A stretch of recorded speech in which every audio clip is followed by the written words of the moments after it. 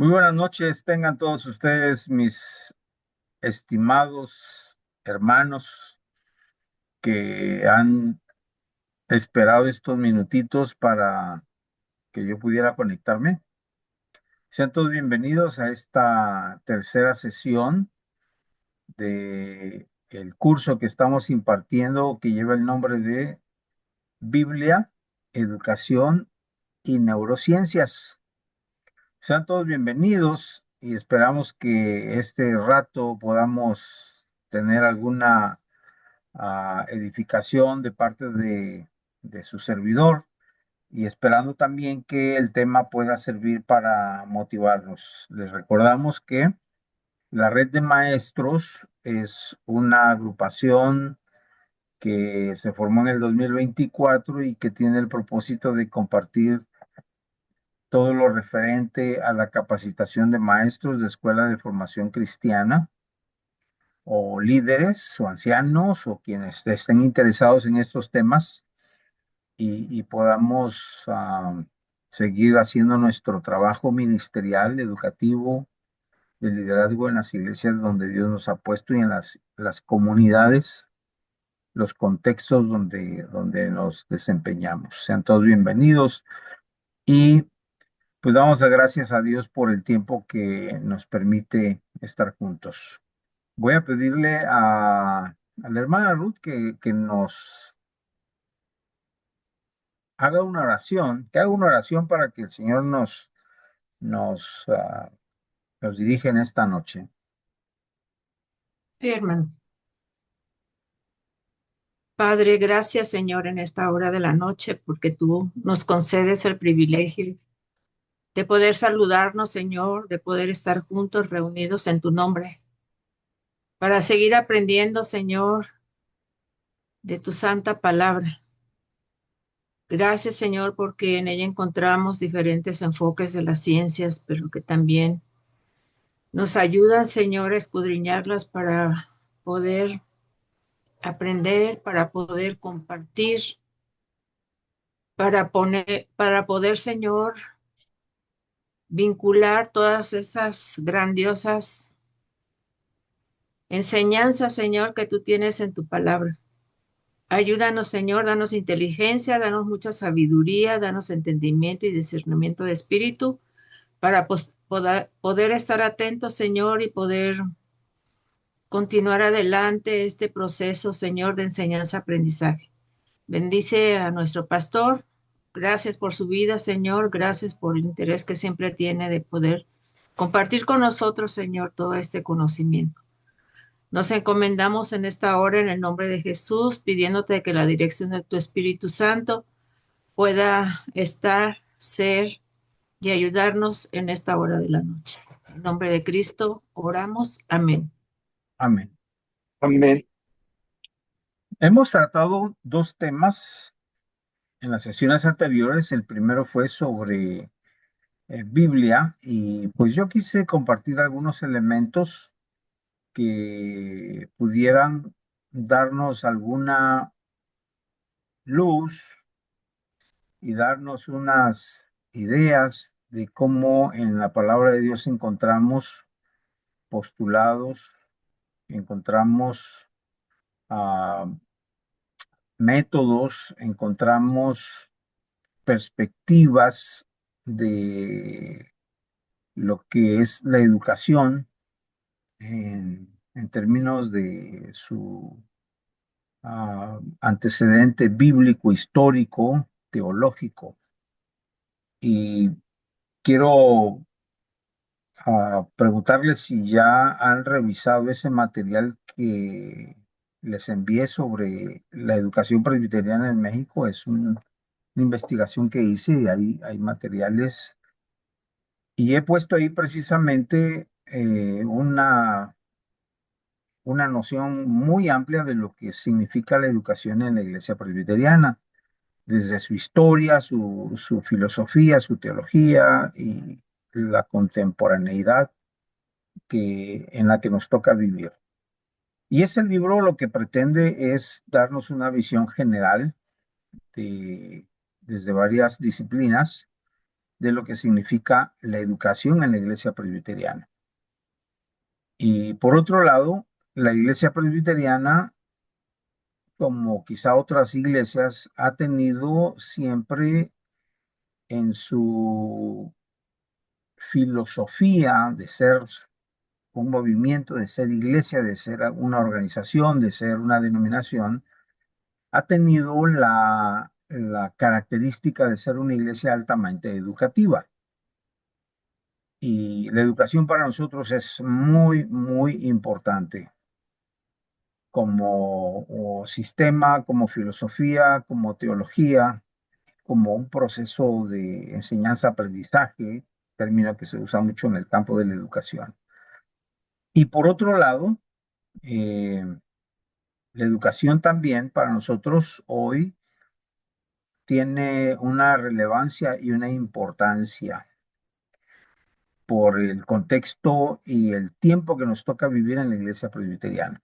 Hemos dicho, hemos visto y hemos comprobado que la iglesia presbiteriana está sufriendo algunos fenómenos, algunas ah, situaciones en las que está mostrando una flaqueza en sus sistemas, en sus organizaciones, en su estructura, que, que están precisamente enmarcadas dentro de los procesos educativos, y esta situación que estamos viviendo tiene que ver con el decrecimiento y la falta de formación de modelos en la iglesia presbiteriana. Vivimos una época, alguien por ahí decía en las redes sociales que vivimos en una época donde los inventos y el desarrollo de la sociedad humana nos ha tocado vivir, y a ustedes y a mí, en tan poquísimo tiempo, los avances y las condiciones de vida tan desarrolladas, pero también tan decadentes.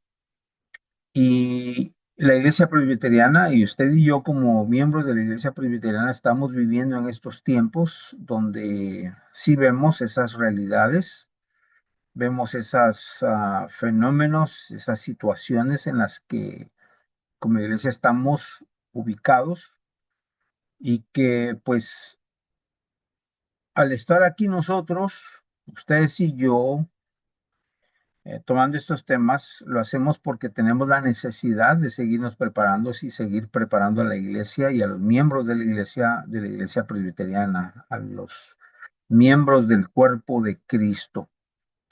Y pues estos temas son para darnos algunos elementos. Quería yo preguntarles a ustedes si que seguramente han escuchado a personas dentro de nuestras iglesias que dicen, es que a mí lo educar, eso de estudiar no se me da,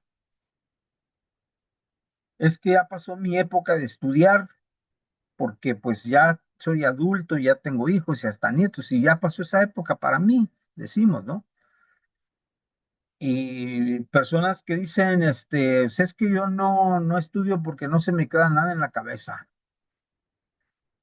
Y, y, y eso refleja parte de lo que concebimos en nuestro sistema de pensamiento y en nuestro sistema educativo.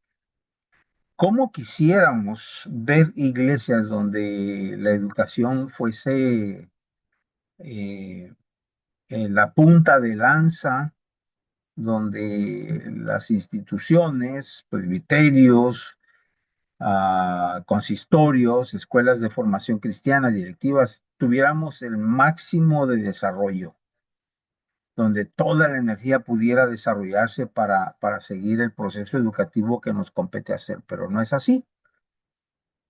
En el 2002, que se fundó la Unión Nacional de Maestros, la idea, fíjense, hace 23 años, 24 años, la idea era que la Iglesia Nacional Presbiteriana de México rescatara dentro de todo ese renglón de personas de las cuales somos miembros y somos los maestros de escuela dominical, que así se llamaban anteriormente, pues tuvieran la capacidad, la fuerza para integrarse y, y buscar todo lo que fuese necesario para reformar la iglesia, la educación presbiteriana. Y en términos históricos, hemos presentado ante ustedes que la iglesia presbiteriana no tenía escuelas dominicales en su inicio. Tenía escuelas diarias donde el pastor y el maestro presbiteriano se encargaban de formar una iglesia y una escuela donde los niños de la comunidad asistían a recibir una educación presbiteriana. Y pues esas escuelas, que fueron más de 60 escuelas en el país, en más de 20 estados de la República, desaparecieron. Y la educación presbiteriana se tornó una educación dominguera, escuela dominical, y no hemos vuelto a ver a un resurgimiento para retomar esa noción de lo que es la educación presbiteriana en la iglesia. Así que parte de la tarea de la misión de la Unión Nacional de Maestros será reformar la educación presbiteriana, formando escuelas a nivel consistorial o presbiterial o sinódico, porque en las iglesias hay muchísimos maestros de profesión y, y pues oficialmente nada más tenemos dos escuelas en la Iglesia Nacional Presbiteriana, cuando habían más de 60 en los años 30. Y hoy hay intentos de seguir uh, fundando escuelas, pero a nivel particular. Grupos de maestros, de ancianos que tienen la visión educativa, y actualmente tenemos no más de 10 escuelas presbiterianas particulares que se dedican a dar la tarea educativa.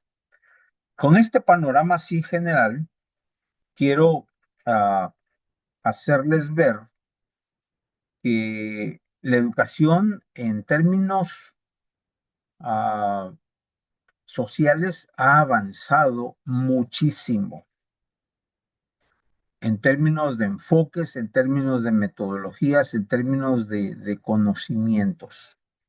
Y uno de esos conocimientos tiene que ver con lo que últimamente se ha llamado la neurociencia, que ha sido muy bien capitalizado este concepto en la educación moderna, con la neuroeducación. Y la pregunta que les hacía yo al principio era si habían escuchado esas nociones dentro de los miembros de la iglesia, nociones en las que la educación no es, el proceso educativo no es algo que nos distinga actualmente como iglesia. Así que mi intención de dar este curso con estas nociones de Biblia, educación y neurociencias es precisamente plantearnos esas preguntas, plantear esas perspectivas de lo que implica para usted y para mí, para todos los que estamos aquí, entender ese proceso al cual llamamos educación y que involucra el trabajo de usted como padre de familia, como miembro de una iglesia y como parte de organizaciones que se dedican a eso, a la educación. Y pues la idea es que este pequeño curso, breve curso y un curso para mí es muy retador, porque lo que hemos estado estudiando con respecto a esto de las neurociencias es interesante, muy interesante. Y pues desde mi juventud he querido estudiar todos estos procesos, y déjenme darles algunas ah, experiencias, porque a mí me tocó organizar sociedades de intermedios y de jóvenes en los años 70, cuando tenía yo 17, 18 años. Y yo observaba que en las iglesias las personas, especialmente las personas en los lugares y en las regiones, ah, en las rancherías, en los lugares donde había menos educación, había cierto comportamiento dentro de los jóvenes que no les daba esa capacidad ni siquiera de saber cómo relacionarse. La gente se escondía cuando habían actividades. Los jóvenes no querían participar porque se escondían en las actividades de la iglesia y la situación me llevó a mí a tratar de buscar por qué la gente se comporta así, por qué los jóvenes no tienen el deseo de participar en las cuestiones que tienen que ver con la iglesia, o los niños muchas veces, ¿no? Y todo eso me llevó a buscar herramientas, pues en el campo de la psicología. Me acuerdo que uno de los primeros libros que leí fue Dinámicas de Grupo y Educación de Pardiña, se llamaba el autor. Estoy hablando de los años 70. Y yo me dediqué a la tarea de tratar de entender el por qué la conducta social de las personas.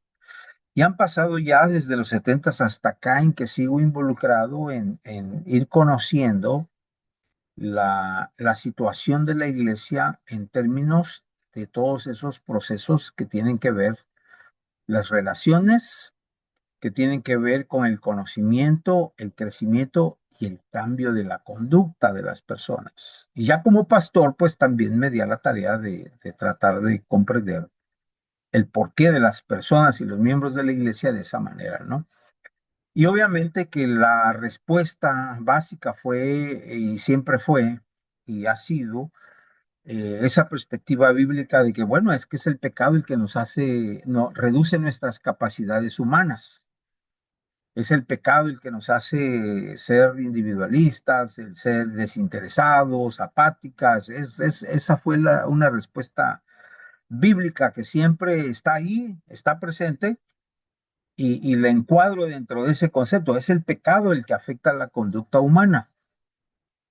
Y, y, y pues poco a poco hemos estado, en base a ese concepto, explorando y tratando de conocer el porqué de la conducta humana. Ya cuando fui a estudiar educación al Seminario Reformado de Jackson en los años 90, me interesaron mucho cursos que ofrecían en el seminario y uno de ellos fue la consejería y terapia familiar, y me metí a cursos con la idea de aprovechar lo que en esos seminarios, en esos años, en los 90, ofrecían para el trabajo pastoral.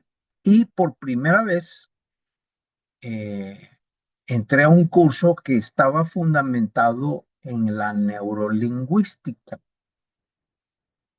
Y tomé esos cursos y yo los apliqué, los estudié y los enseñé para la tarea pastoral, para la tarea educativa, para el trabajo de formación de grupos, etcétera, ¿no? Y yo no había entrado mucho al campo de la neurociencia, que precisamente ese tema se ubicaba dentro de esa disciplina generalizada que es la neurociencia. Y poco a poco he ido explorando, tomando temas, documentándome, y ha sido de mucha ayuda, pero también de mucha investigación el conocer, tratar de entender este fenómeno. Hoy quiero presentarles a ustedes algunas diapositivas que hablan de cuestiones fundamentales y básicas. Mi idea inicial era invitar a algún neurocientífico, algún hermano que por aquí en Tabasco se ha dedicado al estudio de la neurología, y invitarlo para que nos dé algunas nociones desde ese punto de vista sobre lo que la neurología y la neurociencia tienen como campo de estudio, que es el estudio del cerebro, del sistema nervioso del ser humano, y espero poder hacerlo en lo posterior para adentrar un poquito más en ese tema. Hoy quiero hablar en términos muy ah, superficiales, pero no dejando de brindarnos una noción interesante para nuestra formación de lo importante que es conocer e introducirnos a este tema. Y yo les decía y les preguntaba, ¿habían escuchado ustedes esas expresiones? A mí la educación no se me da, es que no tengo la memoria, es que no, mi cerebro no me alcanza para eso, y, y cosas por el estilo, ¿no?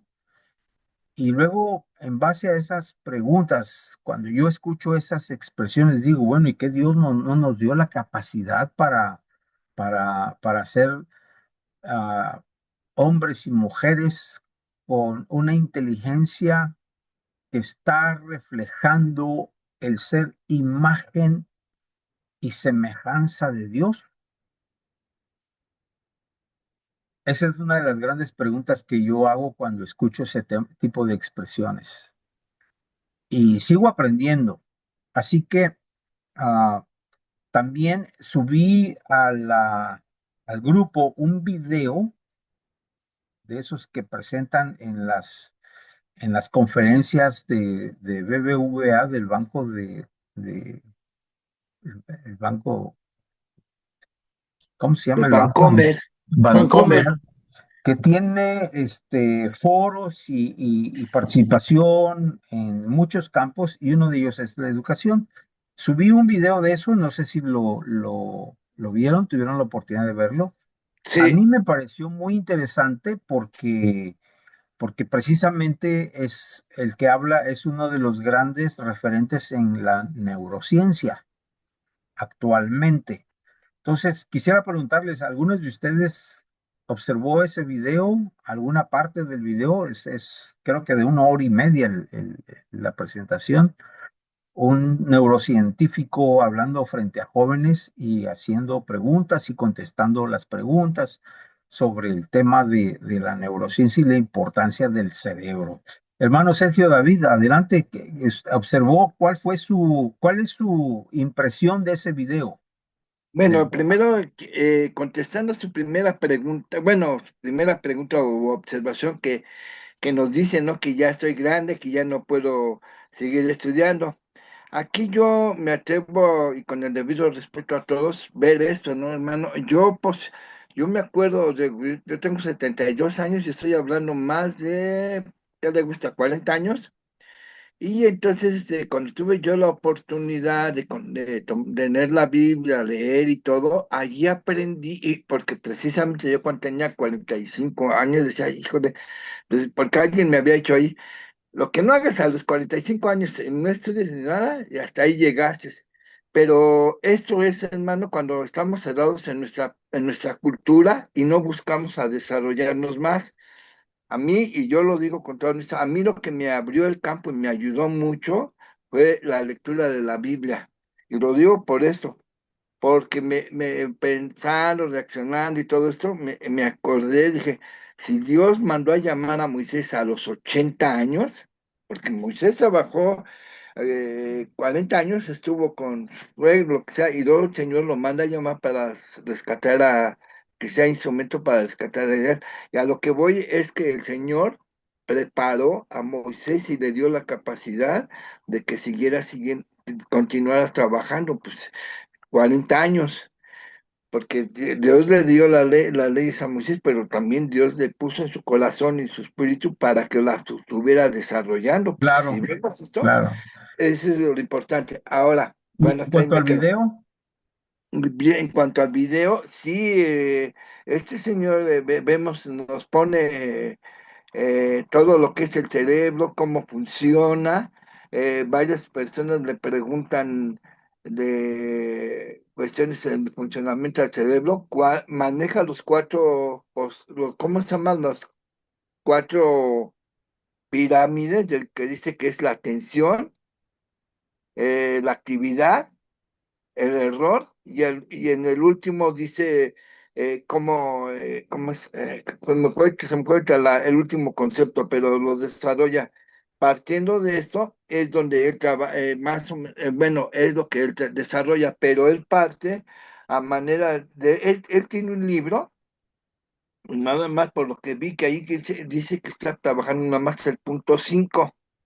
Yo el libro no lo tengo, no lo pude, no se, yo no lo pude conseguir porque sí me hizo la inquietud de verlo, ¿no? Pero vemos aquí cómo la obra de Dios, digo, lo voy a decir así porque acuérdense, hay que ver esto, hermano. El hombre no inventa, descubre, y Dios le pone los medios para que vaya descubriendo. Si estoy mal, ahí corríjame, pero es esto, ¿no? Porque esta es la obra de Dios, o sea, vemos la inmensidad, cómo dice Ok, que estamos conectados, ¿qué? 36.000 o 46.000 millones de neuronas, dije, válgame, Dios, pues, o sea, es esto, ¿no? Y lamentablemente en nuestra iglesia eh, no lo quieren ver, ¿cómo se llama? Es lo que le decía, nos encasillamos en nuestra cultura y no queremos ver más, ¿no? Porque Dios pone las cosas ahí. Y este ponente no, lo digo, yo no vi, en lo que vi el video, no vi, no se mete con la religión, él nada más a lo que es su estudio, a claro, claro, la neurociencia del cerebro. Punto, no tocó. así es. Un punto muy importante que, de hecho, que nada más así como que rasguñó un poco, es cuando se habla de la conciencia, ¿no? Sí, Pero me di cuenta que cuando él trabaja, mete ahí lo de la conciencia, dice que se está estudiando en esa etapa de la conciencia y el cuerpo. O sea, ahí bueno, yo lo percibí que vimos un poco de la influencia de la filosofía griega. ¿Se acuerda que decía el griego, ¿no? Que el cuerpo por decirlo, es pecado, ¿no? Lo dicen así como tal, ¿no? Pero a la filosofía griega lo manejan en otra. ok, Warner Jagger lo maneja de otra manera, pero ese es el único punto. A mí me dejó muy, digo, le doy gracias y, públicamente y que fue de mucha bendición, la verdad, y sí, sí es así que es para mí punto nuevo y abusando de la confianza, si tiene el libro en mano, si nos lo puede mandar al grupo, va a ser de mucha bendición, porque yo no lo pude conseguir, ¿eh? ok. Sí, hermano, Gracias. gracias. Hermana Raquel González, ¿alguna Sí, comentario bueno, al video? primero quería felicitarlo y agradecer que esté exponiendo ese tema. Pues yo tuve la oportunidad de convertirme en el 81 y empecé a asistir a la iglesia presbiteriana, pero en el 82 formé parte del grupo de maestros formadores de la Universidad Pedagógica Nacional. O sea, somos creadores de la Universidad Pedagógica Nacional Muy ya bien. sería 45 años. Y pues sí puedo afirmar que a través de 40 años, ¿no? de docencia en esta universidad, formadora de maestros, que la iglesia presbiteriana, desde sus inicios, ha sido verdaderamente este, formadora de maestros.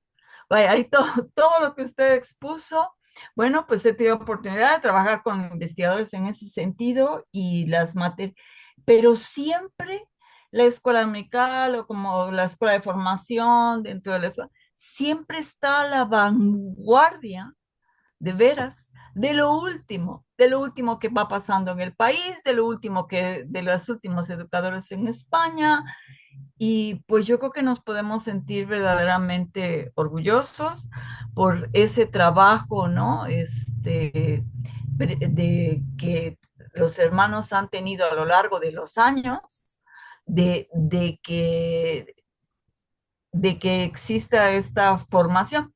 Es muy interesante porque eh, tuve oportunidad de diseñar de las licenciaturas en educación para las personas jóvenes y adultas en la pedagógica. Y qué interesante que la formación ¿no? Cristiana, esta andragogía, ¿no? Que ha habido, no nada más para los niños, cómo se trata como personas, o sea, atrás de todo el trabajo de formación en la iglesia hay muchas teorías, Sí, muchísimas. O sí, sea, parece que uno no tendría, nadie tendría por qué enterarse, pero muchísimas. Y claro, esas teorías han ido cambiando con los años. Yo tuve esa oportunidad porque estaban las teorías, se iban cambiando los libros y los programas en la universidad y también en la iglesia se iban cambiando los sí, programas. O sea, iban al par, ¿no? Y soy sincera, estaba yo muy motivada en su conferencia porque me jubilé hace 2 años y esa línea yo la desconozco. la desco- y entré por una cuestión de que mi esposo acaba de adquirir este problema de Parkinson y bueno, pues la vida lo manda a uno a entender qué pasa con el cerebro. O sea, digo, bueno, yo parece que me jubilé, ¿no? Bueno, nunca se jubila uno. sí, Hasta la no, gente por dice, supuesto, ¿y no. ya te jubilaste?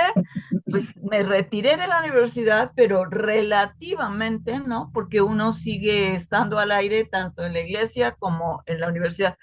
Pero me surgió esto y yo dije, ¿cómo? Ahora tengo que aprender qué Sí, pasa en este mundo de claro, las neurociencias. Y porque con la edad ya me alcanzó otra cuestión, cómo aprendemos las personas adultas mayores. O sea, ese es otro fenómeno que sí, solamente yo creo que las neurociencias pueden explicarnos.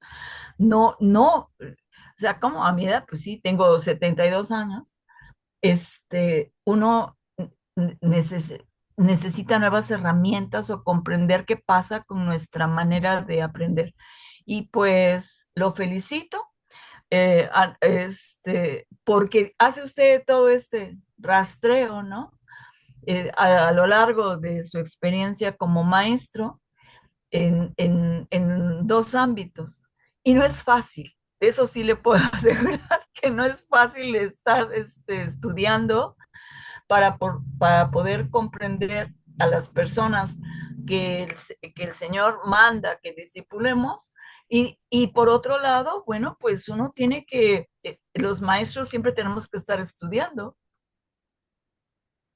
y usted lo hace. Así es que para la gloria de Dios, uno tiene que hacer las cosas como nos toca hacerlas.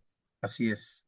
Las exigencias son enormes en cada época y no podemos, creo que los cristianos no podemos decir, es que así viví y así me voy a quedar con ese modelo porque pues la sociedad cambia, el mundo cambia y tenemos que estar apercibidos de eso y adentrados en esos cambios para poder entender las generaciones presentes, especialmente en lo que se refiere a la educación. Hermana Edith Campuzano, adelante. Buenas noches, hermanos. En relación a la conferencia, creo que sí nos ubica y nos queda claro que el cerebro nunca deja de aprender, ni deja de trabajar, ni de día y de noche. La parte que le faltó al hermano, era el sueño. Dormir es muy importante. El tiempo que es el que se requiere para que el cerebro vuelva a recargarse, ¿no? De toda esa energía. Ujú. Es importante esto que comparten en la conferencia, porque si nosotros trabajamos con niños, eh, estamos enfrentando el tema actual de que no saben leer bien, hablar bien, y todo esto nos remota a que desde el hogar los papás ya no están hablando ni interactuando con los niños desde pequeños. Aquí nos hablaba de cómo se hacen todas esas sinapsis.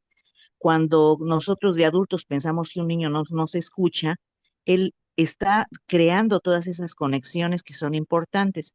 Ahora, si nosotros no orientamos también a los papás, a ellos se les hace muy fácil darles un dispositivo electrónico y olvidarse de esa interacción verbal, con mímica, con movimientos que se daba en años anteriores por las mismas condiciones de la sociedad, entre papá, mamá y la familia.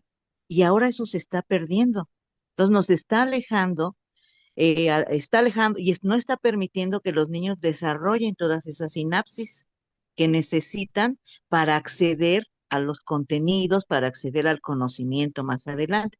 Y bueno, uno en automático lo vincula, porque antes los papás repetían y repetían, y nos dice la Biblia, y repetirás a tus hijos y lo Sí. pondrás en las paredes. ¿Por qué?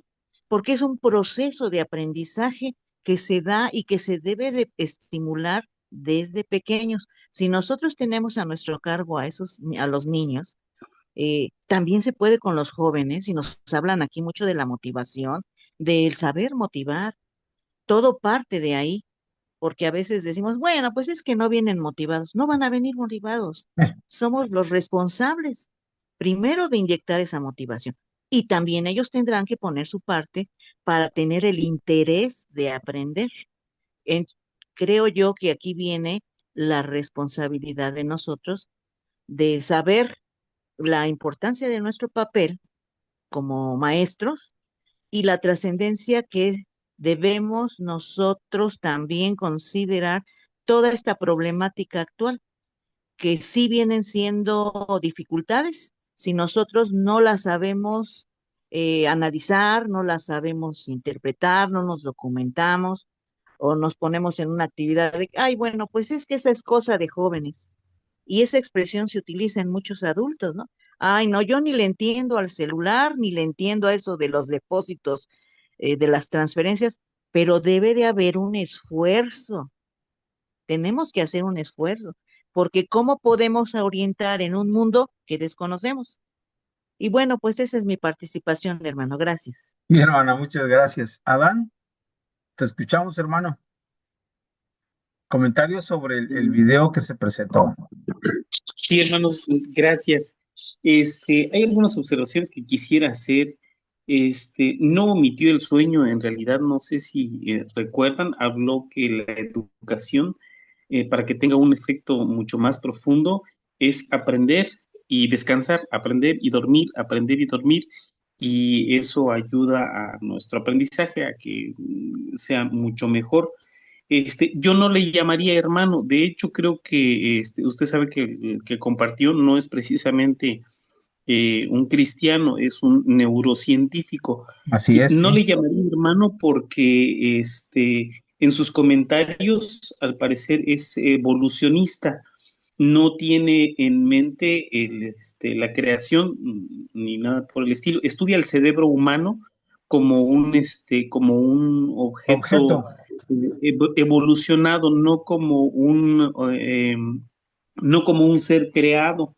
Así Habla es. del alma y del cuerpo como algo que otras personas o como otras religiones creen, no como algo que él confiesa, como algo que él distingue, como algo que él estudia. Él estudia específicamente el cuerpo, así que tampoco le llamaría hermano ni cristiano al científico. Es muy bueno en lo que hace, en lo que estudia, eso sí, lo tiene bien claro. Lo que puedo aprovechar de ese video es me enseña, me ayuda a aprender cómo enseñar, aprender cómo funciona el cerebro, me ayuda a mí como maestro para transmitir la doctrina a los alumnos, a los niños o a los adultos, que cada uno en su edad tiene una diferente manera de aprender, aprenden de manera distinta, de maneras, en velocidades distintas, y aprender a cómo funciona el cerebro me ayuda a mí como maestro a transmitir esta enseñanza, la conexión que él hace, para ayudarles a aprender a los demás, es hacer una conexión entre el conocimiento y algo que podamos vivir o que podamos palpar cotidianamente. Es algo que creo que en teología también, en la enseñanza, en la predicación, en la homilética, le llamamos nosotros ilustración, y creo que podemos aprovechar también eso de él. De las cosas que no considero tampoco, no acepto de él, es el hecho de que él considera el alma o la mente. Él dice que el alma o la mente son procesos químicos, son conexiones, son sinapsis, como le llaman los neurocientíficos, pero no considera como real una parte espiritual de lo que nosotros somos. Sí me ayuda mucho. Hay algunos otros videos que publica también BBVA que son muy buenos y que nos ayudan a entender esta diferencia entre el cuerpo y el alma. Algo que siempre he estado considerando es cómo funciona la química y el alma. ¿Qué es primero la emoción o aquellas sustancias que producen la emoción? Los neurocientíficos, la química, dice, me parece, hasta aquí todavía no he llegado a una conclusión porque no lo he estudiado completamente, pero me parece que ellos dicen que em, estos químicos, estas cosas que producen nuestro cerebro son las que nos otorgan la felicidad y no al revés, y no cuando estamos felices tenemos serotonina o tenemos la oxitocina, pero me parece que desde el punto de vista teológico es así. La felicidad, las emociones, la actividad espiritual es lo que produce una reacción física, no al revés. Pero sí, gracias por compartir ese video, pues son las cosas que puedo comentar, pastor, gracias. Muy bien, gracias. Les recuerdo que seguimos, y en lo personal yo sigo estudiando este tema porque precisamente conociendo las teorías psicológicas, tanto en el campo de la educación y en el campo de la religión, cómo manejamos esas psicologías que se usan mucho en la religión. Yo en lo personal me aboqué a encontrar una respuesta bíblica que me ayudara a tener y a conservar mi postura como cristiano, como pastor, como maestro cristiano, y tener una respuesta sólida que me ayudara a entender todos esos procesos internos y el porqué de la conducta humana o la conducta del hombre de iglesia, del niño de iglesia, del joven de iglesia, del matrimonio de iglesia, del hombre de la iglesia que ya está en el reino de Dios. Y por eso en la sesión anterior yo les explicaba que eh, sí tenemos que establecer que nuestra postura no es la evolucionista ni la mecanicista y la organista o la naturalista. Es decir, que el cuerpo humano son sistemas integrados que evolucionaron. Definitivamente no es esa nuestra postura. Nuestra postura está establecida desde el Génesis hasta el Apocalipsis, y esa postura nos coloca en un presupuesto, nos coloca en una plataforma de conocimientos en la que Dios nos da ese conocimiento con respecto al ser humano. Y sí tenemos que dejar bien claro que como profesores, como maestros, como pastores, como educadores y como padres de familia, necesitamos tener esa absoluta definición que nuestro trabajo personal, paternal, familiar, eclesial y social donde nos desarrollamos está fundamentado en la absoluta obra de Dios como creador, sustentador, proveedor, director, generador de todo lo que es la vida humana, incluyendo ahí todos los sistemas orgánicos de nuestro cuerpo, incluyendo dentro de esos sistemas el cerebro, incluyendo en esos sistemas el sistema nervioso que aprendimos ahí en la primaria, el sistema nervioso central y el periférico y todo eso. que lo aprendimos básicamente en la primaria. No nos los enseñaron en la iglesia, nos los enseñaron en la primaria, que no eran escuelas cristianas. Sin embargo, ese conocimiento nosotros lo fundamentamos en la obra creadora absoluta de Dios, y que todo lo que somos, incluyendo ese sistema nervioso, el cerebro, está creado por Dios, está hecho por Dios. Y si los neurocientíficos se han dedicado a estudiar eso, es porque, pues, yo no conozco algún presbiteriano que se haya dedicado a estudiar eso. ¿Por qué no se han dedicado los presbiterianos neurocientíficos o a ser neurocientíficos cristianos? No lo sé. Pero es una tarea que como cristianos tenemos. Sin embargo, la otra cosa que tenemos que aclarar aquí es no hacer esas distinciones entre hermano o no hermano.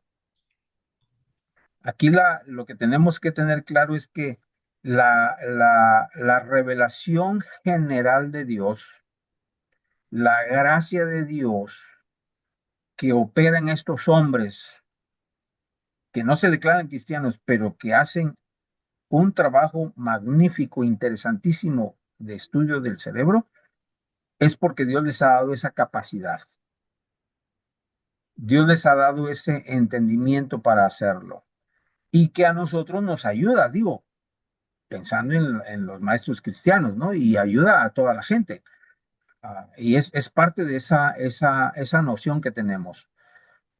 No, no puedo maldecir a ese neurocientífico que no es cristiano del trabajo que está haciendo, porque yo sé que él mismo es creación de Dios y con conocimiento de Dios o no, él está haciendo lo que Dios está permitiéndole hacer. Y yo entiendo eso así.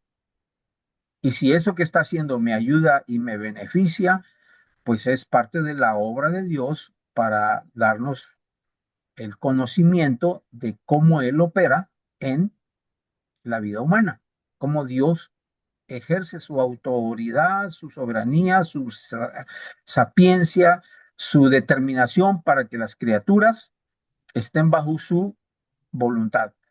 ¿Se den cuenta o no se den cuenta?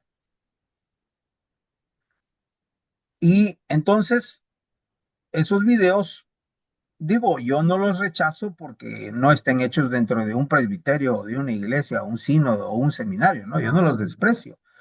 ¿Por qué? Porque son cosas que Dios le ha permitido al hombre conocer y que nos ayuda en gran manera a entender eso. Hay un ejemplo muy sencillo de cómo el presbiteriano ve la realidad humana y se los comparto para definir este puntito con respecto a la soberanía de Dios. El pastor José Coffin, que fue uno de los primeros pastores y fue primer presidente de la Asamblea General, cuando desarrollaba su trabajo pastoral en las comunidades en el sur de Veracruz, Tabasco y Chiapas, no era solamente un pastor de iglesia, él hablaba con los médicos de las comunidades, con doctores que no eran presbiterianos ni católicos ni nada, sino eran doctores de profesión, y él se acercaba a ellos y les decía, mire, la sociedad está necesitada de ayuda, hay gente pobre que necesita mucha ayuda. ¿Por qué usted no nos unimos, usted y yo, para hacer un trabajo de ayuda hacia la gente? Yo pongo el consultorio, hay una persona que puede regalar las medicinas, pero necesitamos un médico que pueda atender a las necesidades de los enfermos. Y don José Coffin rentaba un local e invitaba al doctor de la comunidad para que el doctor de la comunidad diera consultas gratis. Y entre el pastor, el médico y el boticario atendían necesidades de la comunidad. Y entonces Coffin hacía un trabajo con gente que no era cristiana, pero que el propósito era ayudar a la comunidad. Y obviamente que los doctores en esa época eran gente humanitaria, vaya, no eran, mayormente tenían esa noción de ayudar a la gente, ¿no? Hoy también lo hacen, ¿no? Pero ya con más enfoque, este, institucional o comercial. Sin embargo, hacen su trabajo, ¿no? Coffin no tenía esa noción de que, pues si es doctor que no es cristiano, no tiene nada que ver con, o sea, no me voy a juntar con él porque no es cristiano. Él tenía esa noción como presbiteriano, como calvinista, de entender que Dios había puesto al doctor, al pastor y al boticario para ayudar a la gente. Y finalmente muchos doctores conocían el Evangelio y algunos doctores se convertían al Evangelio por el testimonio de. Bueno, aquí el asunto es que establecemos que aunque este video no está hecho por un creacionista, entiendo que Dios le ha dado la capacidad a ese neurocientífico de aportar su conocimiento y que en determinado momento a mí me ayuda a entender lo maravilloso que es Dios creando nuestro sistema nervioso. Es increíble, es impresionante, es fantástico. Digo yo, la expresión que puedo decir es increíble, ¿no? Pero yo sí lo creo porque pues Dios es tan maravilloso. Porque al final de cuentas, si usted y yo, no sé si han tenido la oportunidad de ver un cerebro, visitando una universidad cristiana en Brasil, me llevaron a mí, a mi amigo, a un laboratorio de una escuela de medicina allá en la ciudad de Labras, Brasil, que es una de las universidades cristianas brasileñas. Y nos llevaron al laboratorio médico y nos enseñaron ahí en unas botellas unos cerebros. Y había en un tambo, no sé cómo le llaman, pero era como un refrigerador así tirado en el suelo, como un refrigerador, no sé cómo llamarle eso. Y había un cadáver ahí que estaba en líquido y estaba precisamente ese cadáver para mostrar a los estudiantes de medicina que era el cuerpo humano. Y entonces yo lo que vi fue en esas botellas cerebros y lo que se ve es una cosa, no sé, no la toqué porque pues no se podía, ¿no? Pero yo veía que era una masa, me la imaginé gelatinosa y media rara, ¿no? Me impresionó hasta ahí. Y yo entonces digo, bueno, ¿y qué pasa El, dónde está lí- el el pensamiento? ¿Dónde líquido están que lo las? mantiene es pulmón. Ok, gracias. ¿Y dónde están los nervios ahí? No se ven, simplemente es una masa, ¿no? Entonces, hoy día, el conocimiento de ese sistema ha avanzado muchísimo. Déjenme entonces presentarles aquí rápidamente algunos diapositivas que tengo y que creo que nos pueden dar alguna noción de cómo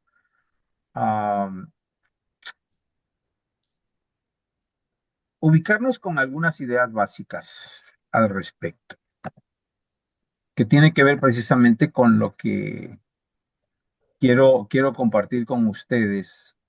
Hermano, perdón. Adelante, hermano. Sí, hermano, dime. Sí, nada más, es rápido. De lo del video sí, del video que nos dejó de tarea, ahí también le dijo esta persona que, por ejemplo, da el método de cómo vamos a aprender, que no se acaba de aprender, pero también dice que inclusive que no es que la persona no pueda o que no, trata el tema de la diexia, que lo trata en 3 puntos, que es la fonética y la escritura, no me acuerdo cuál es la otra, y dice que es cuando se va a desarrollar, porque dice que el bebé, como dicen, oye, en Voz Populi traen un chip, y efectivamente dice que el bebé trae un chip que hay que ayudarle a desarrollar, inclusive toca, que dice que hay máquinas de inteligencia artificial que no han podido, o sea, llegar al caso del desarrollo del cuerpo humano. Sí, así es. Bueno, aquí rápidamente, esto va a ser muy rápido ¿Sí y me les oyen? voy a dar Sí, las sí, pero diapositivas. na- nada más. Hermano, no, aquí no se trata, hay que tener la premisa y el postulado. Yo lo aplicaría a todo este desarrollo a Génesis 1:26 y 27, hermano. Esa es la premisa de nosotros como Sí, presbiterianos, claro, es lo que que estábamos no, ahí nos quedamos estableciendo. con eso y es lo que se va a desarrollar. Es lo que Gracias. estamos estableciendo de que nuestra postura es creacionista, es bíblica. y mencioné que es desde Génesis hasta Apocalipsis nuestra postura del conocimiento que en este momento nos compete especialmente con respecto a esto de la neurociencia, ¿no? Y el estudio de la neurociencia no es nuevo. Se le llama así porque, pues, de alguna manera ha llevado a los estudiosos a comprobaciones. Y hoy se hacen estudios por esto que se llama la resonancia magnética y que anteriormente los hombres, los curiosos, los filósofos, hacían estudios del comportamiento humano y asumían de que la vida estaba dirigida por el espíritu y esto no estaba más enfocado que en la filosofía. La filosofía fue una de las áreas, se puede decir así, que hoy hasta se considera una ciencia o una disciplina que se dedicaba al cuestionamiento y a la pregunta, ¿no? Y que desde la filosofía antigua ya se pensaba y se tenían nociones sobre esto que se reflejaba en la conducta humana y que asumían que era por las nociones del espíritu humano. Y posteriormente, después de la filosofía, empiezan a hacer observaciones más concretas y se volvió a hacer últimamente en el campo de la clínica. Así que el estudio del cerebro no ha sido nuevo, ha sido por mucho tiempo y se explicaba la conducta humana desde la filosofía, tratando de entender el alma, la mente y las ideas, o la frenología que se encargaba de estudiar los mapas que están en el cráneo, en el cerebro, y otros que han estudiado la conducta humana lo han hecho porque han estudiado los daños cerebrales y cómo estos afectan la conducta y de ahí deducen las condiciones en las que óptimamente pudiera resultar cierta conducta. Hay un librito que se llama Neurofilosofía y la mente saludable y que es precisamente uno de los libros que explica que el estudio del cerebro se da en base a que los daños cerebrales eh, se manifiestan en conductas no óptimas y que entonces de ahí deducen el funcionamiento del cerebro. Hace como 25 años leí un librito por curiosidad que se llamaba Fantasmas en el cerebro un neurocientífico, un estudioso hindú, Vinod Ramachandra, y hace precisamente un estudio sobre cómo cuando a una persona le amputan un brazo, su cerebro se reacondiciona y él llegó a explicar, estoy hablando de hace 25 años, que yo todavía apenas leía por curiosidad, ¿no? Decía él que a una persona que le amputan un miembro de su cuerpo, el cerebro lo sigue teniendo y que esas redes nerviosas se reacomodan en el cerebro y entonces una persona, aunque tenga el brazo amputado, en alguna parte de su cuerpo puede llegar a sentir que le están tocando el brazo, no porque tenga el brazo, sino porque su sistema nervioso se reacomodó en el cerebro y sigue presente esa red de nervios que estaban relacionados con el brazo. Por eso se llamaba el libro Fantasmas en el cerebro, ¿no? Posteriormente se empieza a estudiar la conducta humana a través del psicoanálisis con Freud, etcétera, y también con el conductismo, que es la forma experimental que no necesariamente basada en humanos, pero en animales y cosas por el estilo. Cuando se estudia desde el punto de la filosofía el alma y la mente, los filósofos tuvieron grandes preguntas que hacer, ¿no? Y bueno, en la Biblia encontramos a grandes filósofos, digo, no en términos académicos, pero a grandes pensadores como el mismo, los escritores, los profetas, que se hacían preguntas con respecto al ser humano, ¿qué es el hombre para que tengas de él memoria, ¿no? Y aunque está enfocando hacia el pensamiento de Dios, de una manera está precisamente revelando la pregunta de por qué el hombre es así, ¿no?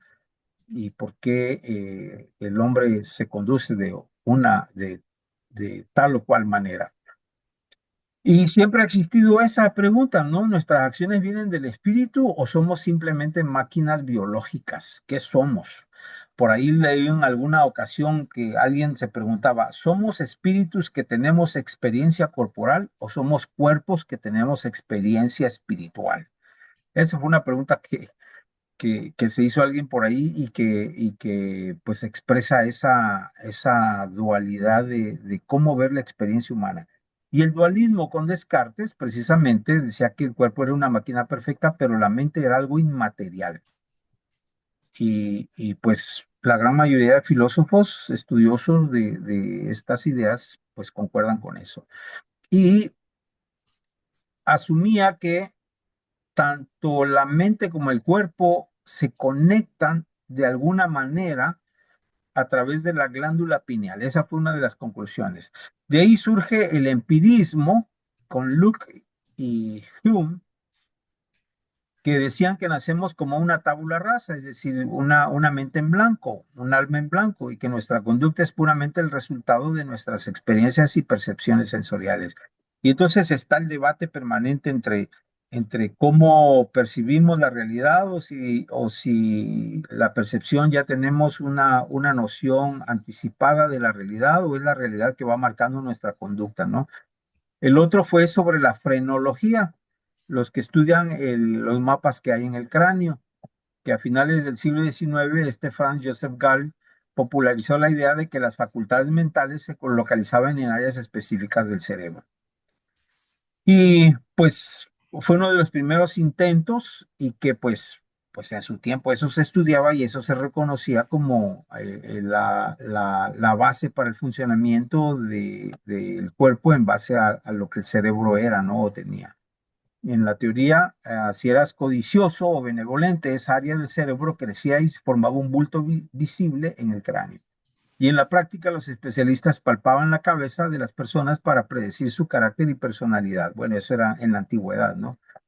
El método lesional, como mencionábamos, era ese método de aprender de lesiones en el cerebro, que era la forma en la época en que se estudiaban la reacción de cómo eran las personas cuando tenían algún daño cerebral. Estudiaban pacientes que habían sufrido daño cerebral y observaban cómo cambiaban su conducta. Hay el caso de un tal Phineas Gage, que una barra de metal le atravesó su lóbulo frontal y aún sobrevivió, pero su personalidad cambió de amable a impulsivo e irritable. Y así supieron los estudiosos que el lóbulo frontal del cerebro regula la conducta social. Dos grandes estudiosos que se leen mucho en las escuelas normales especiales son de Broca y Wernicke, que fueron los grandes estudiosos y identificaron las áreas del lenguaje estudiando a pacientes que perdían el habla tras un infarto cerebral, pero solo podían confirmar sus teorías mediante autopsias. Son etapas en que se vivió para el estudio del cerebro. Y el caso este de Phineas Gage, que sobrevivió a su historia, demostró por primera vez que el cerebro y en particular el lóbulo frontal es el asiento de nuestra personalidad, nuestra toma de decisiones y nuestra vida social. Bueno, eso concluyeron los estudiosos del cerebro en esa época, ¿no? El psicoanálisis, que normalmente reconocemos como al fundador, a Sigmund Freud, y le dio un giro radical al estudio de la conducta humana. A finales del siglo XIX, Freud propuso algo revolucionario. Si no podíamos ver el cerebro, al menos podíamos escuchar a la mente. Y la conducta no se explicaba por neuronas ni por lesiones, como lo hacían los anteriores, sino por el conflicto invisible entre tres fuerzas psíquicas. ¿Cuáles eran esas tres fuerzas psíquicas? Uno, el ello, que describe los impulsos primitivos e inconscientes, el yo, la parte racional y consciente, y el superyo, que es la moral y las normas sociales. Esas eran las formas en que Freud destacó el origen de la conducta humana.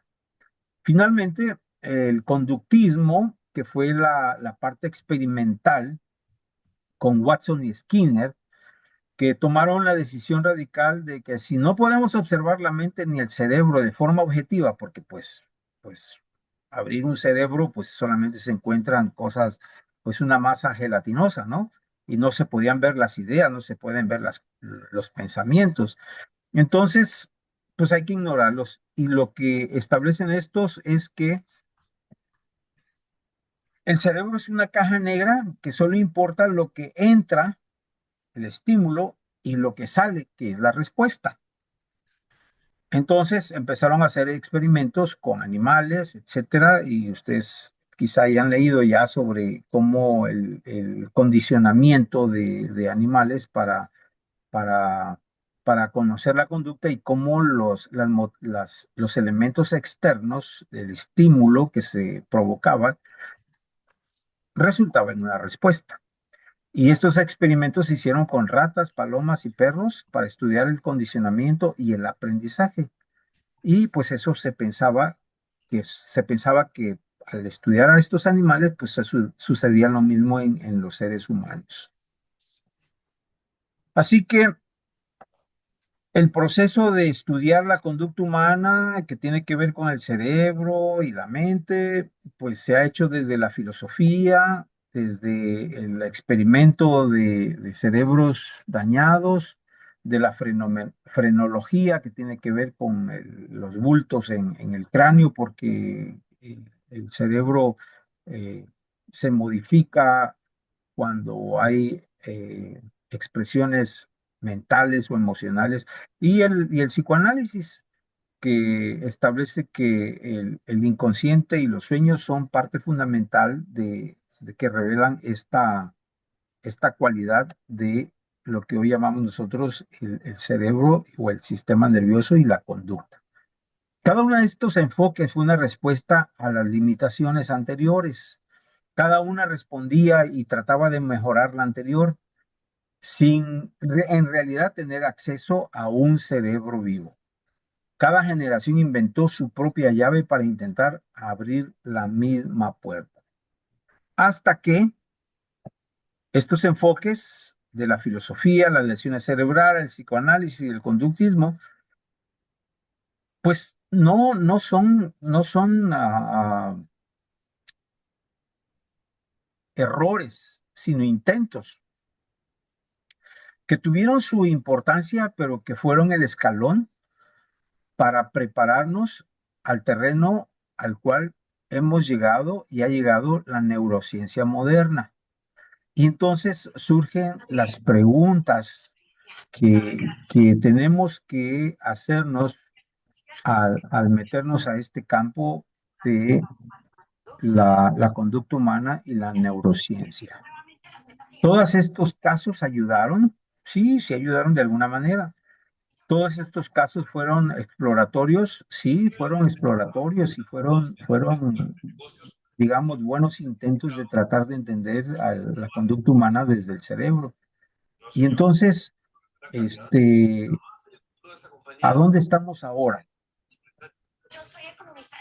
¿Cómo nosotros entendemos esta realidad histórica que tiene que ver con el desarrollo de lo que hoy nosotros estamos tratando de entender?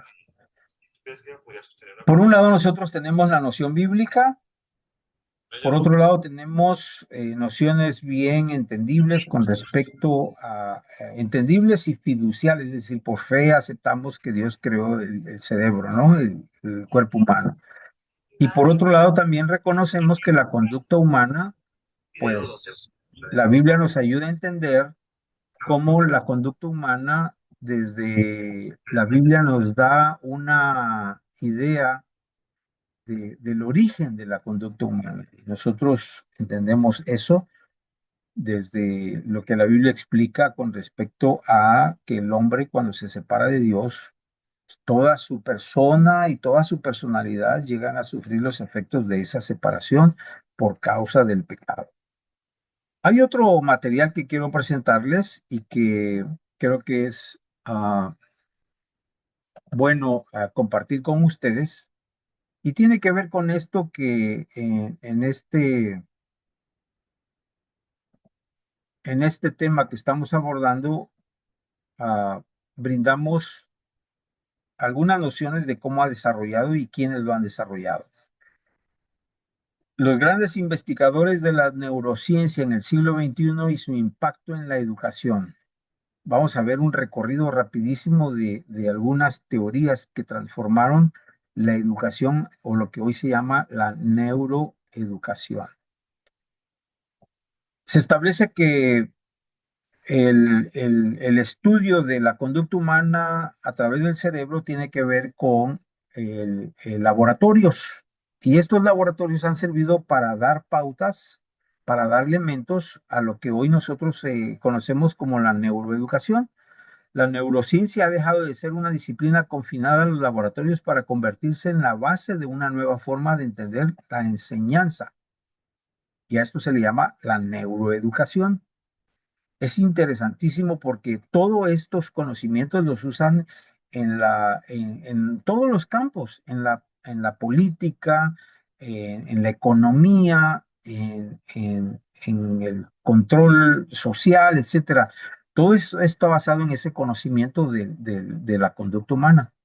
Este campo analiza cómo el cerebro aprende, atiende y recuerda, y cómo ese conocimiento puede transformar el aula de un espacio de instrucción pasiva a un espacio de desarrollo cognitivo dinámico. Cuando yo leo esto me acuerdo de algo y sinceramente se los digo.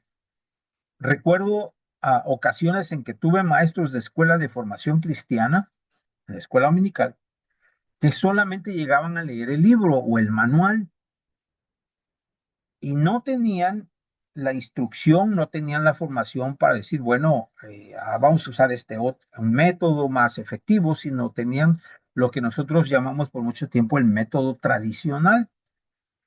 Y no había el conocimiento como ahora lo hay para que los maestros de escuela de formación cristiana tengan la disciplina y la intención de que con estos métodos, sabiendo que nuestros niños no son los mismos niños de hace 50 años. Cuando yo era niño, en los años 60, los niños del 2020 son totalmente diferentes y en todas esas etapas el proceso del desarrollo del conocimiento en los niños ha cambiado muchísimo, sus niveles de percepción, sus niveles de cómo manejar la realidad y obviamente por causa de las familias y de los padres que pues los hijos son como los padres. Y si los padres no tienen el conocimiento fundamental para entender estos cambios, pues no va a ser muy fácil lograr la formación de niños con un estándar muy alto de una calidad moral y espiritual, intelectual o conductual o fiducial, o sea, de la fe, más elevados. Este hombre, Stanislas Dean, establece los pilares del aprendizaje, que es el que estuvieron escuchando. Y pues él ha dedicado su obra a comprender cómo el cerebro aprende a leer y procesa los números. Y él establece 4 pilares del aprendizaje. La atención, que es el foco sostenido como puerta de entrada al aprendizaje. El compromiso activo, que el alumno debe participar, no recibir pasivamente ni estar sentado solamente. La corrección del error, a lo que se le llama el feedback, es decir, la respuesta o la retroalimentación. Y, y esto él lo llama como la consolidación de las redes neuronales y la consolidación del sueño y la revisión espaciada, que son los procesos que fijan el aprendizaje. Cuando yo personalmente jamás pensé que, en serio se los digo, el sueño tuviera que ver con el aprendizaje y la fijación del conocimiento. Nunca había pensado eso. Y ahorita que hablaban del sueño, yo soy una persona que pues duermo 5 o 6 horas cuando mucho, desde hace muchísimos años. Entonces yo digo y concluyo conmigo mismo, pues por eso no se me queda tanto las cosas, porque no tengo el suficiente descanso cerebral para, para, para aprender, ¿no? Y por otro lado, pues ya mi cerebro me levanta a las 3 de la mañana para hacer una oración o porque está pensando Mi cerebro me dice, levántate a orar y me levanto a orar, o entre comillas el cerebro, ¿verdad? Pero yo sé que es el Espíritu Santo que nos motiva a estar siempre eh, atentos a esa voz del Espíritu. Y pues en ello juega un papel importante el cerebro. El reciclaje neuronal es como el cerebro aprende a leer. Este señor demostró que el cerebro no crea áreas nuevas para la lectura. En cambio, recicla circuitos visuales preexistentes, diseñados originalmente para reconocer formas y objetos, y los adapta al procesamiento de letras y palabras. Esto es interesante porque cuando estudié neurolingüística en el seminario de Jackson, nos hicieron algunos ejercicios que precisamente enfocaban esto, de cómo el cerebro ya por sí solo construye, reconstruye, elimina o adapta conceptos lingüísticos en el cerebro para hacernos tener esa idea X sobre alguna noción conceptual. Y cuando se lee precisamente, el cerebro va adquiriendo una habilidad y una capacidad que tiene que ver con la velocidad, las formas de las letras, de tal manera que la lectura, el cerebro ya está enseñado a leer y a reconstruir y a rediseñar los conceptos que uno lee. Y esta teoría del reciclaje neuronal tiene implicaciones en la enseñanza porque la enseñanza basada en la lectura respeta los tiempos biológicos del cerebro y refuerza con feedback inmediato y práctica espaciada. Es decir, el cerebro está recibiendo, estás leyendo, pero tu cerebro está biológicamente activo y está trabajando internamente para darte las nociones pues, de lo que estás leyendo, ¿no? Otro de los grandes neurocientíficos es Adele Diamond, y habla de funciones ejecutivas y se le reconoce como un referente mundial en neurociencia cognitiva del desarrollo y sostiene que el éxito académico depende más de las funciones ejecutivas que del coeficiente intelectual. ¿Saben a qué se refiere esto? Les voy a dar un ejemplo personal. Mi hermano menor, un año menor que yo, siempre se distinguió porque tenía una vista fotográfica. Y él escuchaba una vez y leía una vez las cosas y se le quedaban y sacaba dieces. Es inteligentísimo y creíamos que era muy inteligente por su cociente intelectual. Por el otro lado estaba yo, mayor que él, un año mayor que él. Yo no tenía esa capacidad para fotográfica ni con el oído ni con el ojo. Así que yo tenía que hacer, leer, releer y recontraleer algo que yo quería entender. Así que esta distinción que Adele Diamond hace es que las funciones ejecutivas tienen que ver con el hacer las cosas y la capacidad de mantener y manipular información en la mente de manera simultánea. El control inhibitorio, que es la habilidad para frenar impulsos y respuestas automáticas, pues está poco adecuadas. Y también con la flexibilidad cognitiva, es decir, la capacidad de cambiar perspectivas y adaptarse a nuevas demandas del entorno. Así que esto es interesante. Las funciones educativas se pueden entrenar. Diamond demostró que estas tres habilidades son entrenables.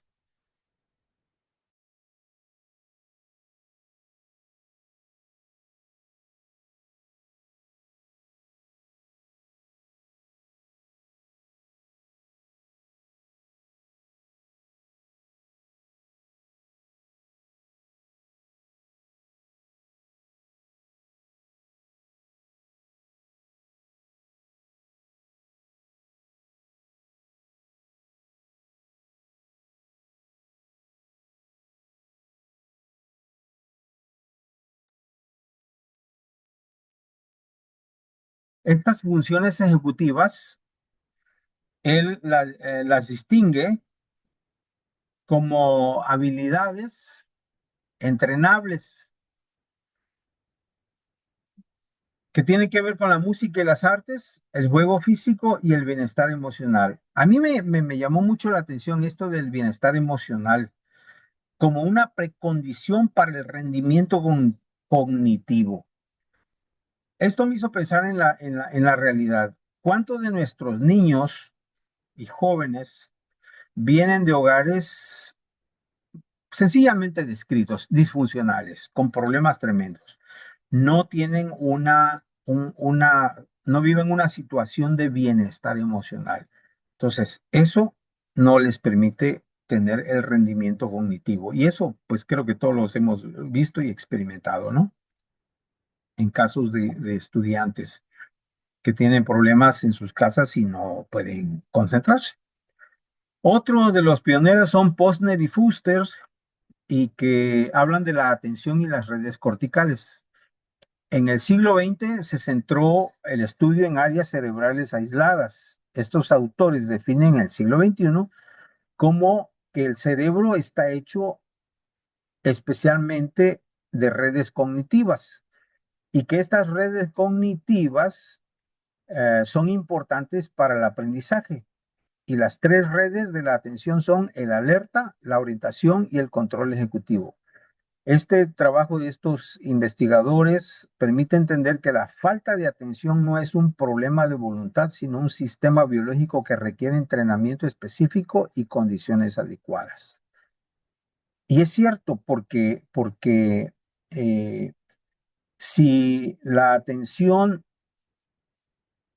no está enfocada o no sabemos cómo enfocar la atención como maestros, entonces estamos uh, teniendo fallas en el proceso de enseñanza-aprendizaje. Este pionero Joaquín Fuster es uno de los primeros que estudian los cognitos, que son las redes distribuidas de memoria y conocimiento almacenadas en la corteza. Enfatiza el ciclo de percepción-acción, es decir, el aprendizaje más eficaz es aquel en el que el alumno crea, imagina y actúa y no solamente escucha. Esto se me hace muy interesante. ¿Saben por qué? Porque una de las grandes capacidades que Dios le dio al hombre es la creatividad. Y parece ser que en la educación en nuestras iglesias no apuntamos ni apostamos a la creatividad. Es interesante porque los niños tienen una capacidad creadora e imaginativa y de acción impresionante. Y eso como que lo hemos olvidado dentro de nuestras escuelas de formación cristiana. Me parece que hemos caído en una rutinaria forma de enseñar que es la de tener el manual y contestar. Todos tienen que tener manual y contestar lo mismo. Este tipo de educación programada se llama, está limitando la creatividad, la imaginación y la actuación. Y estamos limitando a nuestros estudiantes a que no desarrollen estas capacidades. Francisco Mora y el enfoque hispano. Este señor dijo que solo se puede aprender aquello que se ama. Fíjense lo interesante de esto. En el ámbito hispano, Mora se consolidó como un gran divulgador de la neuroeducación, conectando la investigación básica con la práctica docente cotidiana. Y él decía que una de las cosas esenciales es la curiosidad como motor del aprendizaje, que debe existir el estímulo, la atención y el aprendizaje. Y que toda sesión de aprendizaje, toda clase que desarrollemos, debe comenzar con un estímulo que despierte emoción y curiosidad, activando así los circuitos de atención y garantizando la apertura de los canales sinápticos necesarios para que la información se consolide. Tema también muy interesante. Así que tenemos este resumen de comparativo de investigadores donde pues cada uno de ellos aporta un elemento que a todos nosotros nos pueden servir en nuestros procesos de enseñanza. Imagínense que ahora tenemos un grupo, y esto lo estaba yo pensando mientras ustedes comentaban al respecto, un grupo, por ejemplo, de cómo aprender si la familia participa en una actividad donde toda la familia está involucrada el domingo para desarrollar un tema. Ya no dividirnos por adultos, jóvenes y niños, sino como una comunidad, como una familia que está ahí para aprender. Dado que pues el hogar es la base de la enseñanza, la familia es la base de la enseñanza, entonces en nuestras iglesias estamos haciendo lo contrario porque no estamos enseñando como familia, sino como departamentos. Dos, ¿qué pasaría si nuestros procesos educativos en la iglesia, a partir de esa noción de comunidad y de familia, empieza a ejercer un discipulado de formación donde papá y mamá e hijos entran en acción ejerciendo la creatividad, ejerciendo la imaginación, de tal manera que entre todos construyen un escenario o construyen un concepto basado en las escrituras? Y por otro lado, ahí se estaría ejerciendo un discipulado real, esencial, desde la familia en la iglesia.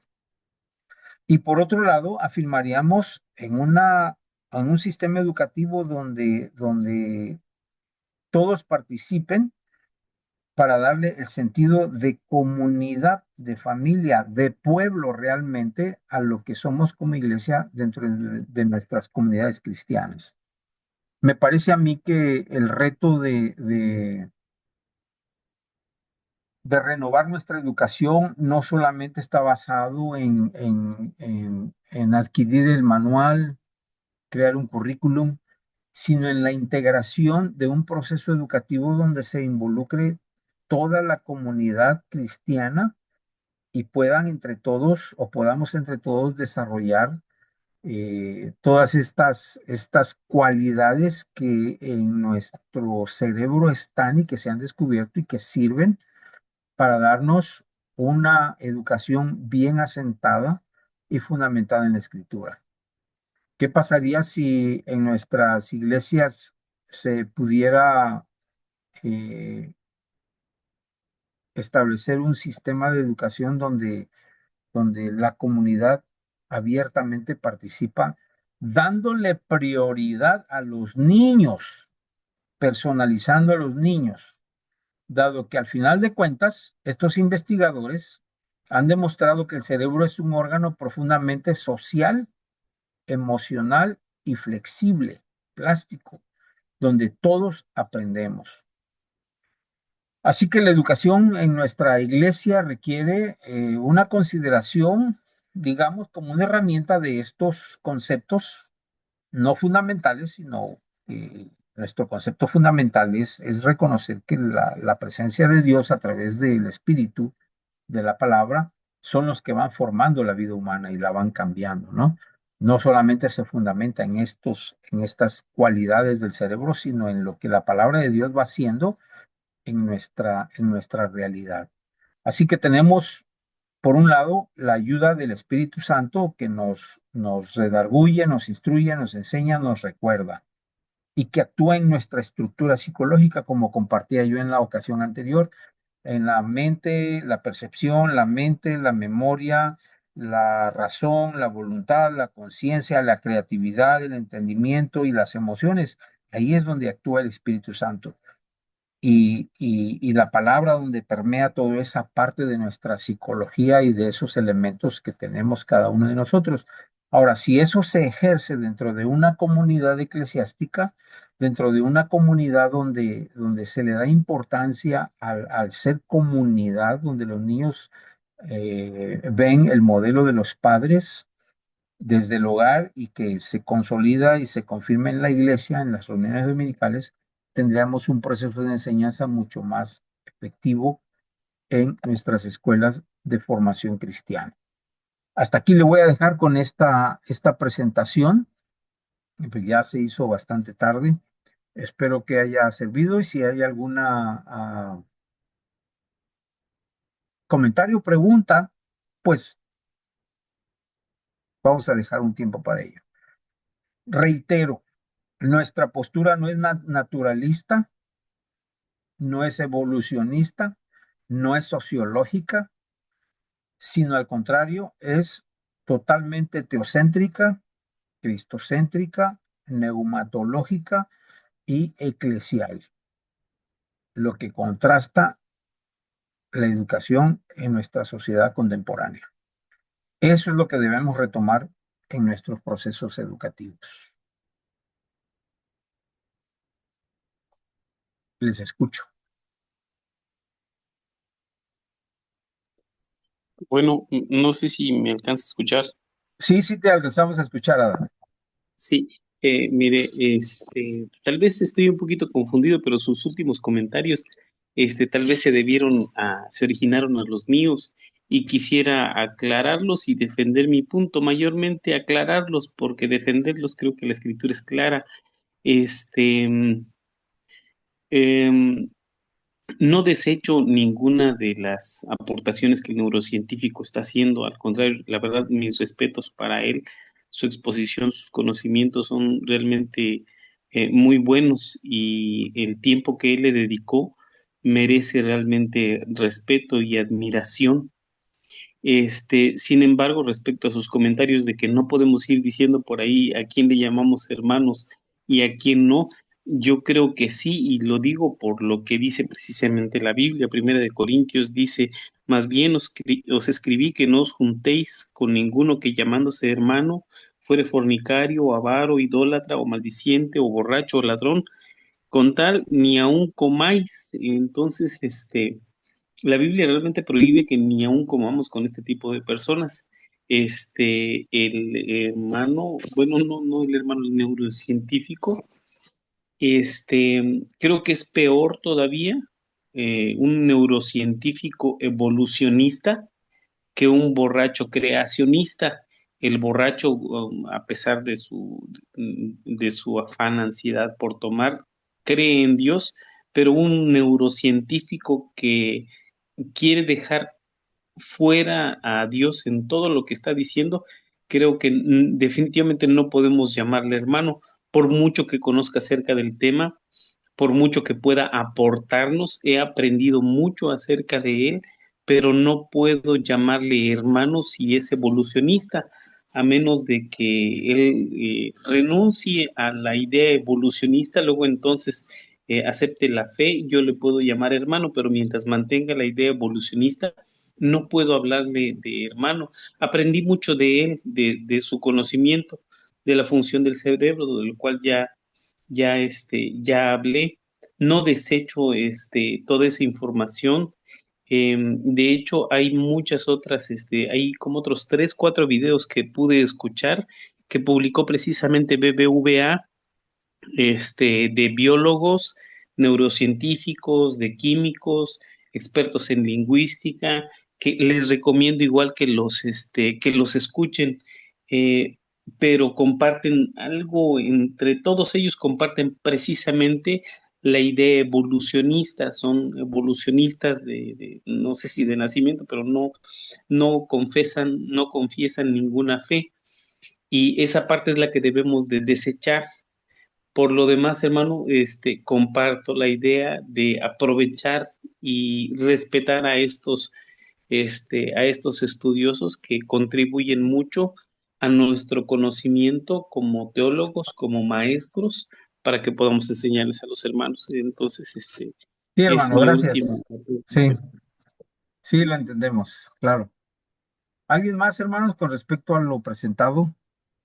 Hermano, Si quieren agregar algo también, adelante. Alexander. sí, gracias, hermano. Abonando lo que dijo el hermano, creo que reformar no es desechar, reformar es redimir. Y debemos aprovechar lo bueno que se ha hecho, aunque se haya hecho con orientaciones equivocadas. Y yo quisiera llamar al punto del video cuando él dice, no creemos en dualismos. Si se acuerda, ¿verdad? Sí, Sí, claro, sí. No de creemos la, en dualismos porque el ser humano no es cuerpo y espíritu. O sea, no se separan. Cuando el cuerpo está en reposo, es uno solo. O sea, no es que el cerebro se desconecte y sea otra cosa, no, es lo mismo. Sigue trabajando, Así solo es. que trabaja en otro plano. Y por eso es posible la consolidación. Esa parte me gustó. Yo digo que eso se puede rescatar. Porque dicen, nosotros no apoyamos dualismos. No Así existe es. tal cosa. Es la persona íntegra. Así es. Habría que discutir cuando dice, yo soy mis estados de conciencia. Y también habría que rescatar aquello de que a mí me gustó mucho no se pueden hacer dos cosas al mismo tiempo, no, sí. por mucho que se crea. Lo que sucede es que debemos, o sea, automatizar nuestro aprendizaje, de modo que mientras atendemos una cosa, automatizamos la atención de otra y se hacen automáticos. Entonces, eso sí es la parte que debemos aprovechar en cuanto a aprendizaje. Y ya sería a título personal en cuanto a la atención de los muchachos, porque los cuatro pilares arrancan desde la atención, luego lo que es el compromiso con el conocimiento, que eso implica una hipótesis a demostrar, a la cual se aproxima con la corrección de errores y luego viene la consolidación. Yo pienso que a los muchachos hay que motivarlos desde que se entra al aula con ellos y plantear las preguntas relativas al tema, pero sin decirles la respuesta. De modo que durante el desarrollo de las actividades se llegue a esa respuesta. Incluso hasta se les puede plantear, a ver, ¿por dónde quieren que empecemos? ¿Por el argumento final o por las partes? Y creo que los muchachos en movimiento, eh, muy activos, están muy comprometidos, corrigen errores y consolidan conocimiento. Gracias, hermano. Muy bien, gracias. ¿Alguien más con respecto a la presentación? ¿Pregunta? Hermano, hermano, ¿Alguien? la pregunta. Sí, Ah, dígame. sí, tocó un concepto del hermano, uno de los hermanos dice, ¿es evolucionista este señor? O sea, yo no entiendo cómo manejarían el concepto evolucionista. Bueno, podríamos O sea, discutirlo en le otra pregunto ocasión. es sanamente. En realidad no tienen una definición conceptual con respecto a su fe o a su religión. Son No lo estudiosos toca, no, no, para nada. no. Él Sin dice embargo, que es se investigador, ve cuál es el origen de su estudio. Ah, sí. eso es interesante, pero quizá nosotros esperamos escuchar decir que digan yo soy cristiano, me congrego en tal iglesia. Mm, No, no, o sea, eso no va a suceder. Lo que ellos no, están haciendo es estudiando el cuerpo humano, vamos a dejarlo así. sí, Y en realidad no están tratando de mostrar si tienen alguna fe o no tienen alguna fe. Están exacto, específicamente con investigadores desarrollando esos estudios para el conocimiento y para entender los procesos, especialmente en lo que compete a nosotros, la educación, cómo se aprende, ¿no? sí, Eso no lo podemos exigir de ese tipo de presentaciones. sí. En Hermano, mi la caso, otra, por ejemplo, yo sí les digo, yo soy creacionista, soy bíblico, etcétera, sí, ¿no? Porque estoy sí, tratando de ubicar esas perspectivas y sí, distinguirlas de esos presupuestos. Entonces, sí, es importante reconocer eso, ¿no? Ahora, todo es redimible, sí, todo es redimible. Dios usó a reyes paganos porque les llamó esa, mis siervos. O sea, cómo Dios se quejaba a A, Habacuc ma- de eso, ¿no? Señor, a ¿cómo le vas manera a de decir mi broma, siervo a a este manera de emperador? broma, un día alguien Eh, dijo, Dios utilizó hasta la quijada de un burro. exacto, exacto. sí, pues Entonces, con Sansón, nosotros entendemos que precisamente en eso consiste la soberanía de Dios. Todo está sujeto a su sí, voluntad exacto, y Él es el dueño y señor de todo. Y si a este Dane le ha dado la capacidad de estudiar el cerebro, pues qué bueno, ¿no? exacto, sí, Yo, su relación fiducial, eso ya es entre él y Dios, ¿no? pero lo Exacto. que está haciendo es porque Dios le permitió hacerlo. Bueno, vamos a ir terminando Espéreme, con una hermano, oración. una pregunta más. A ¿Cuál ver, sería, otra. perdón, rápido, cuál sería nuestra premisa? Fíjese, la premisa, para que el hombre vaya desarrollando, por ejemplo, ahorita tocando la rama de la neurociencia, pero por ejemplo, yo en lo personal lo podría aplicar, que le decía yo Génesis 1, 26, 27, que es ahí le da, para que el hombre vaya trabajando. No de que el hombre sea creación en sí misma, no, es una creación de Dios precisamente porque esa imagen Claro. y semejanza para que se vaya cerrando. Pero mi pregunta, hermano, por su vasta experiencia, ¿cuál sería, qué premisa podríamos manejar bíblicamente aquí? Porque en un momento nos pueden decir, yo le digo, mira, pues Ok, vamos a escuchar al hermano Alonso. gracias. Sí, qué interesante, Cuauhtémoc. Un abrazo telefónico a la distancia por el éxito de todo este asunto. En respuesta a lo que dice nuestro hermano David, me atrevo, aunque no es la única, yo sugiero, por favor, que leamos, no en este momento, digo, cada quien en casa, por favor, Génesis 4, desde el 17 hasta el 26. Y Génesis luego 4, Génesis 4, sí, sí, desde el versículo 17 hasta el 26, o sea, hasta el final. Esto es gracias. para que tengamos, como dice usted, cuál es el punto del origen bíblico. Y luego rematarlo con Daniel 12:6. Daniel Y, 12, 6. y bueno, ya después sería cosa, ¿verdad?, de que hiciéramos el comentario y si es posible, hay mucho que hacer. Bendiciones a todos, bendiciones, Cuauhtémoc, muchas Gracias. gracias. Alguien que tenga el deseo de orar, para terminar esta sesión, algún pastor que esté con nosotros, además de- Bueno, yo no soy pastor, pero quisiera orar, si lo permite. Adelante, hermano, sí, oramos, sí. Oremos. Señor bendito, te agradecemos tu amor y misericordia sobre nosotros. Sin merecerlo, nos permites escuchar acerca de tu palabra, aprenderla. Gracias por la vida del pastor. Te suplico le sigas bendiciendo en todos los ámbitos de su vida. La intención de compartir esta información con nosotros, de bendecirnos con esta información, de verdad te la agradecemos, Señor. Agradecemos también toda la organización que hay detrás de eso. Estamos seguros de que no solamente es Él, que bendigas a todos los demás y que esto que estemos aprendiendo redunde en edificación y bendición para todos los hermanos en la escuela dominical. Gracias, Señor, en el nombre de Jesús. Amén. Amén. Pasen muy buenas noches, descansen.